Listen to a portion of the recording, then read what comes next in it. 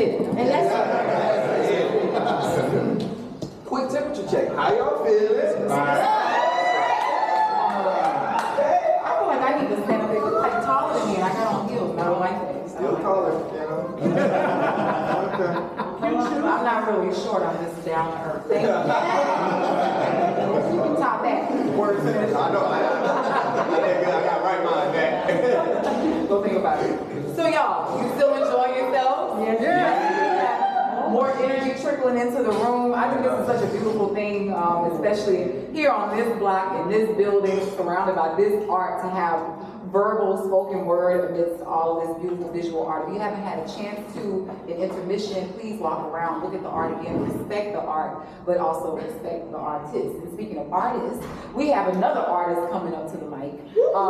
This young man might not remember me, but I remember him from the slam poetry scene.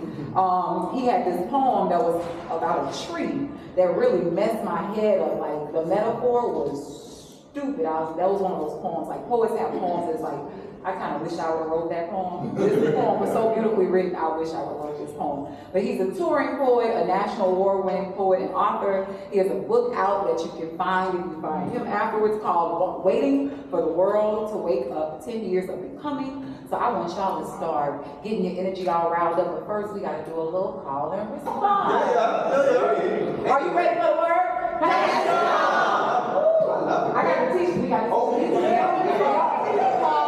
For the call. All right, all our new people who just walked in the building. This is Pass It On. It's kind of like church. It's black people, it's white people, people. So at the church, when these have a call, then you have to do what? Respond. They knew already. Y'all was talking to them, huh? All right, so the call is, are you ready for the word? And your response is, Pass it on. Don't follow up. So we say, are you ready for the word? You say what? Pass it on. I love it. All right, so all together, now me. All right, are you ready for the word? Pass it on. Welcome to the soapbox, Seth Walker.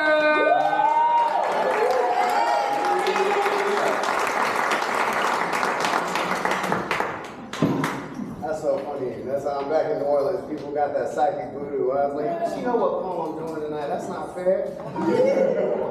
It's an honor to be here, y'all. It's been a long time, but I can't tell you what a pleasure it is to be opening up for Mr. Emmanuel Bean. Outspoken Bean is one of my favorite artists. I was blessed to be able to watch him come up in the scene. But anyways, I'm gonna shut up and do a poem. Dig it.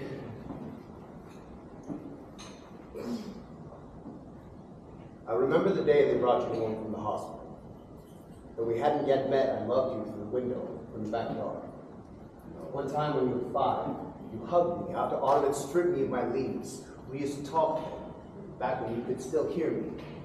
I told you to squeeze me tighter, dry your eyes. My knots are what make me this beautiful. I shed my leaves on purpose to catch snowflakes on my fingertips to show you when you get home from school. I gave you every piece of fruit I ever produced, dropping the ripe when ready to free my fingers to make more. You only deserve the freshest. So I grew tireless in an attempt to be a one-trunk orchard.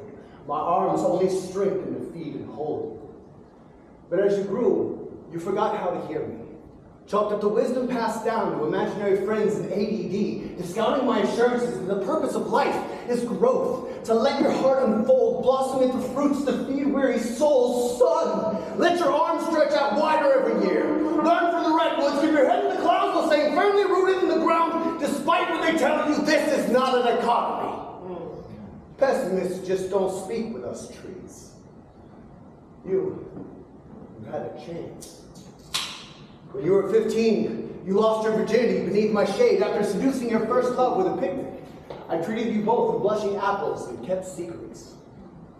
A week away from graduation, you came home bearing these shoulder boulders that school books just couldn't compete with. I smiled from the roots up when you climbed my trunk, teary-eyed for the first time since you'd gotten too cool for us to talk. When you threw that rope over my arm, I thought you were finally going to put that old tire to good use.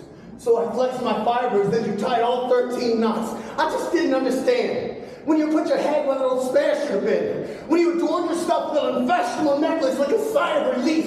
You slipped through my fingers faster than I could catch you. Running and kicking, I shed my leaves like clothes. Shed tears, trying to put a mound under your feet. I screamed, just reach. I swear if you grab Anything to not have this memory burned into me. If I could have self-immolated, my starburst would have put monks to shame.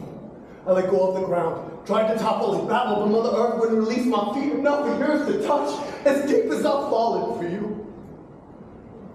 I couldn't fall for you, so I just rocked you to sleep, like your grandmother's chair, made from my grandmother's spine. We swayed together all afternoon till 9, when the paramedics gave a plug to you, my most precious of all fruits.